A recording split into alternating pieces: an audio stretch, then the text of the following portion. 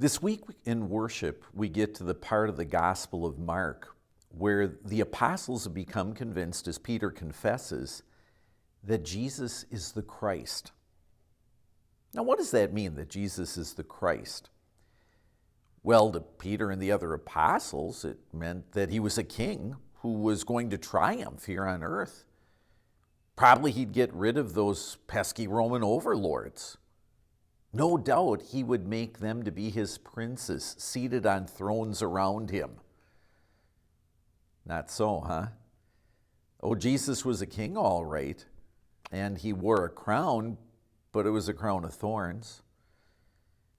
And far from dethroning the Romans, he was rather crucified underneath them.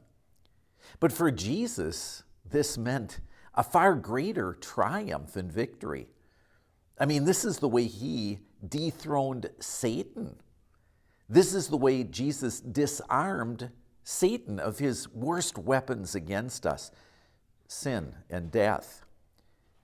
This is the way that we became free to be his own, to live under him in his kingdom, and to serve him in everlasting righteousness, innocence, and blessedness.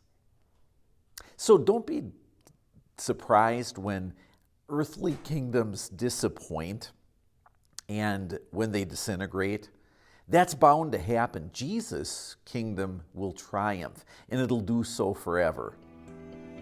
Celebrate that with us this weekend in church and in Bible classes as well.